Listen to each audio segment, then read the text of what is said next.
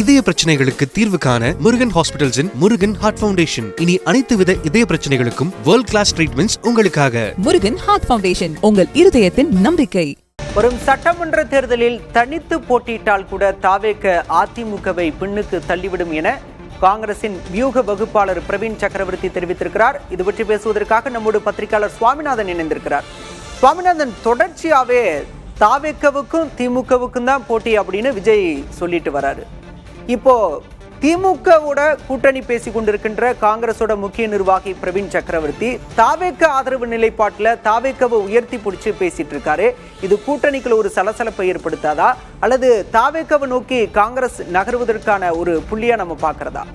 இந்த நொடியிலையும் காங்கிரஸ் கட்சிக்குள்ள கூடுதல் சீட்டுகளை திமுக இருந்து பெற்றனும் தங்களோட பேர வலிமையை கூட்டணும் கூடிய சுயநல அரசியல் உள்நோக்கம் தான் பளிச்சுன்னு தெரியுது. நீங்க கிட்டத்தட்ட இன்றைக்கு பிரவீன் சக்கரவர்த்தி அவர்கள் புதிய தலைமுறைக்கு பிரத்யேகமாக கொடுத்திருக்கக்கூடிய இந்த நேர்காணலே பாத்தீங்கன்னா அதிமுக கூட்டணியை அவர் பின்னுக்கு தள்ளிடுவாரு, 18% ஓட்டை எடுப்பாரு. இதெல்லாம் தாவேக்காவை ஒரு பக்கம் உயர்வாக சொல்வதை போல காட்டினாலும் கூட திமுகவுக்கு ஒரு நெருக்கடி தானே இது. நீங்க அதிமுகவே அவர் நிராகரிப்பே செய்து விடுகிறார், போட்டி களத்துல இருந்தே அகற்றி விடுகிறார்.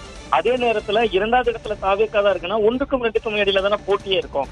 அப்ப நீங்க காங்கிரஸுக்குமே அவர் ஒரு அழுத்தம் கொடுக்கிறார். டிவிகேக்கு 18% ஓட்டு இருக்கு, அது ஒரு மிகப்பெரிய ஓட்டு, தனித்து இருந்தாலும் ஓட்டு எடுப்பாரு அப்படின்னு சொல்லக்கூடியது திமுகவுக்கு ஒரு வகையான அழுத்தத்தை உருவாக்கும். ஏன்னா அவர்கள் கூட்டணி பேசிக் கொண்டிருக்கிறார்கள். நமக்கு கிடைத்த தகவலோட அடிப்படையில காங்கிரஸ் கட்சி ஒரு 70 தொகுதிகளோட பட்டியல் வச்சிருக்காங்க.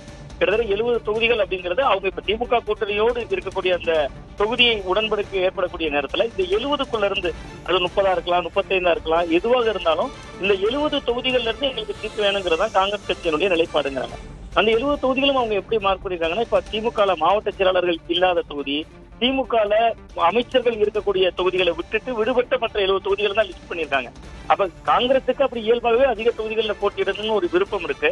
பட் அதுக்குள்ள சில சமரசங்களும் செய்யறாங்க. திமுகவோட மாவட்ட செயலாளர்கள் தொகுதிகளை அவங்க தேர்ந்தெடுக்கல, அமைச்சர்கள் தொகுதிகளை தேர்ந்தெடுக்கல.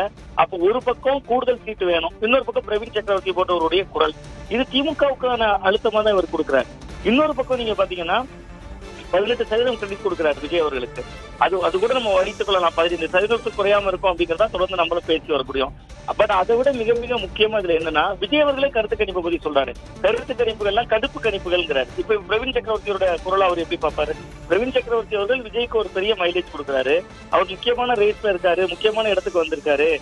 அவருக்கும் திமுகவுக்கும் தான் போட்டின்னு பிரவீன் சக்கரவர்த்தி சொல்றாரு. இது கூட கருத்து கணிப்பு தானே, இது ஒரு கணிப்பு தானே. அப்ப இந்த கணிப்பு விஜய் அவர்களுடைய பார்வையில கடுப்பு கணிப்பா என்ன கணிப்புங்கிற கேள்வியும் இருக்கு. பிரவீன் சக்கரவர்த்தி அவர்களை பொறுத்தவரை காங்கிரஸ் ஒரு உள் ஜனநாயகத்தை அனுமதிக்கிறது. அது காங்கிரஸ் கட்சிக்கே கடைசி பேரடியாக மாறப்போகுது. நீங்க தேர்தல் நெருக்கத்துல ஒருவேளை இவர்கள் எல்லாம் இவ்வளவு பண்ணி திமுகவோட கூடுதல் சீட்டு வாங்கணும், அப்படி இல்லைன்னா உள்ளாட்சி மன்றத்துல கணிசமான இடங்களை உறுதி செய்யணும், ராஜ்யசபா உறுப்பினர்களை உறுதி செய்யணும், இது எதுவுமே இல்லாமல் அவர்கள் திமுகவோடு கூட்டணி போகிற பொழுது கீழே தொண்டர்கள் கிட்ட விஜய் மேல ஒரு பெரிய ஈர்ப்பை இவர்கள் உருவாக்கிட்டாங்க. பிரவீன் சக்கரவர்த்தி போன்றவர்கள் காங்கிரஸ் கட்சி தொடர்ந்து அதை அனுமதித்துக் கொண்டே இருக்கிறது. நீங்க இவரை மட்டும் இல்ல, நீங்க ஒரு உதாரணத்துக்கு கேரளா எடுத்துக்கிட்டீங்கன்னா சசி தரூர் அவர்கள் பாஜகவினுடைய முகமாகவே பேசுறாரு, அவரும் அனுமதிக்கப்படுறாரு. கட்சியினுடைய அகில இந்திய தலைவர் பதவிக்கு அவருமே போட்டியிட்டு இருந்தார் மல்லிகார்ஜுன கார்கேயனையா. காங்கிரஸ் ஒரு உள் ஜனநாயகத்தை அனுமதிக்குது. அந்த ஜனநாயகம் ஒரு மிகப்பெரிய சிக்கலையும் காங்கிரஸ் கட்சிக்கு ஏற்படுத்த போயிருது. இப்ப விஜய் விவகாரத்தை பொறுத்தவரையும் இவருடைய கணிப்பு 15% மேல ஓட்டு இருக்கும் அப்படி என்பது நிச்சயமாக இருக்கலாம். விஜய் அவர்களுக்கு நிச்சயமா இருக்கும், அதுல சந்தேகம் இல்ல. பட் அவர் அதிமுகவையே வீழ்த்தி விட்டார், 2வது இடத்துல விஜய் தான் இருக்கார் என்பது பிரவீன் சக்கரவர்த்தி அவர்கள் திமுகவுக்கு கொடுக்கக்கூடிய நெருக்கடிக்கான வார்த்தைகளா தான் நான் பாக்குறேன். அதுல அதிமுகவை குறைத்து மதிப்பிடுகிறார், பட் திமுகவுக்கு ஒரு செய்தியும் சொல்றாரு அப்படின்னு பாக்குறேன்.